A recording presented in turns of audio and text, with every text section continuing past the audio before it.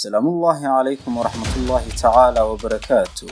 halkan waxay nooga bixi doona maalmaha soo socda hadii la weyno ogolaado taxana dhowr xalqadood noqon doona oo aynu kaga jawaabi doono sida ay ku bilaabantay aasaaskii dawladda Cusmaaniyiintu, sida ay awood ugu yeelatay inay isku baahiso dunida dacaladeeda, sida ay u ahaa xaalka dhulka Anatolia ka hor inta aanay soo bixin dawladda Cusmaaniyiintu, sidoo kale maxay haysirta dibadda u taagtay dawladdan in ka badan 600 oo sano iyo waliba sida ay ku soo idlaatay baxnimadan aynu galno muuqaalkeena.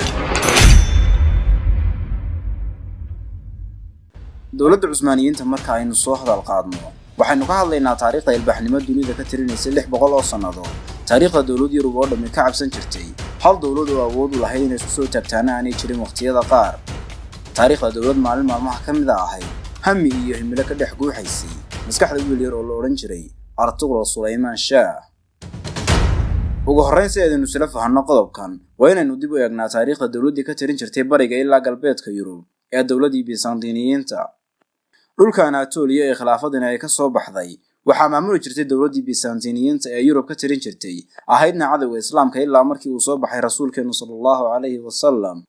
waxaa jiray khilaaf aad u daran oo dhexdeeda ka taagnaa dawladdaas Byzantiniyiinta oo ahaa isku dhaca labada mabda ee Orthodox-ka iyo Catholic-ga. 280 miilaadiga ayay ciidamada Orthodox waxay qabsadeen kaniisadii weyneed ee Hagia Sophia, waxaanay u aqoonsadeen kaniisadda ugu weyn dunida ee Orthodox leeyihiin. waxa ayana arrintan ka cadhooday Catholic galbeedka Yurub ka tirin jiray, sidaana waxaa ku bilaabantay kala qaybsanaan baahsan oo soo dhex galay Imbraadoriyadii Roomaanka ahayd ee u tirin jirtay reer Yurub. kaniisaddan Hagia Sophia oo ahayd khilaafka ugu weyn ee dhex taagnaa Byzantiniyiinta ayaa waxaa la gubay 532 miilaadiga, balse boqorkii markaas dawladdan haystay oo la oran jiray Fastiinkii koobaad ayaa amar ku bixiyay in dib loo dhiso kaniisaddan. waxa uu shaqadeedii u xil saaray laba ka mid ah injineeradiisa ugu farshaxanka wacnaa waqtigaas. sanadkii 537 miilaadiga ayaa Hagia Sophia waxay noqotay kaniisadda ugu weyn adduunka ee Orthodox-ku leeyihiin, balse Catholic oo arrintan ka cadhaysnaa ma aysan joojin ololihii ka dhanka ahaa Orthodox-ka oo weli goobtan ayaa la isku haystay. muddo badan kadib markii taariikhdu ahayd 1240 miilaadiga waxa ay Catholic-gu weerar ba'an ku soo qaadeen magaalada Istanbul, waxayna burburiyeen kaniisadii iyagoo ka dhacay dahab la xaalay oo ay ka mid ahaayeen taalooyin dahab oo Orthodox-ku lahaayeen. waxayna gabi ahaanba kaniisadii Hagia Sophia u rogeen mabda'oodii Catholic ahaa. kala qaybsanaanta baahsan ayaa ku tusaysa daciifnimada dawladdii Roomaanka ee reer Yurub lahaayeen. haddii aynu eegno galbeedka Yurub ee dawladdii Catholic-ga waxa awoodoodii wiiqantay markii dawladdii Salaajiqadu gudaha u gashay Anatolia. dawladda Salaajiqada iyo Byzantiniyiinta qaybta Catholic-ga ah waxaa dhex maray dagaal ka mid ah dagaaladii ugu waaweynaa ee muslimiintu galeen.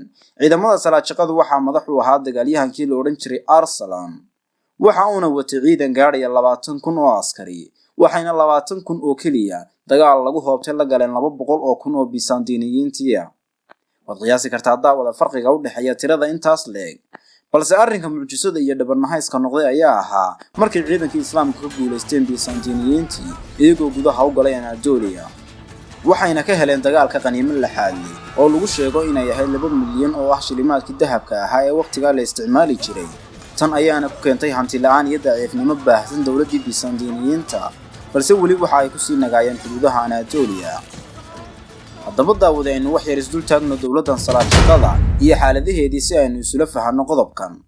dawladda Salaajiqadu waxay ahayd dawlad Islaami ah oo aad u baaxad weyn.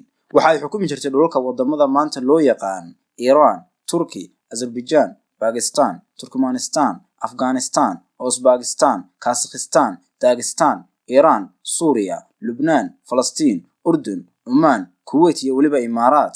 inkastoo aynaan taariikhdeeda halkan kaga bogan karin oo ahayd dawlad lahayd taariikhdeeda xarbiga ah, nidaamkeeda caskariga ah iyo waliba xadaaradeeda, waxa kaliya aynu ka hadlaynaa waa waqtiga ay taagdarrada la liicaysay ee uu haystay hogaamiyihii daciifka ahaa ee la oran jiray Ghiyathuddin. Ghiyathuddin waxa uu ahaa wiil boqortooyada ka dhaxlay aabihii Calaauddin. si uu kursigan u fuulo xataa waxa ay isaga iyo hooyadii ka takhaluseen walaalkii iyo waliba gabadhii labaad ee uu aabihii qabay. waxa uu ahaa hogaamiye daciifnimo ku suntan. muddo markii uu xilka hayayna waxaa dhulkii Salaajiqada qabsaday dadcunkii la oran jiray Mongoolioska. taxanaha taariikhda dawladda Cusmaaniyiintu wuxuu noqon doonaa taxano dhowr xalqadood ah oo halkan inooga socon doona insha Allah. xilqadeena maanta intan ayay ku eg tahay. Si aad ula socoto xilqadaha dambe, subscribe saaro channelka Gambaleelkana furo daawade si ay kuu soo gaadhaan muuqaalada dambe ee taxanahani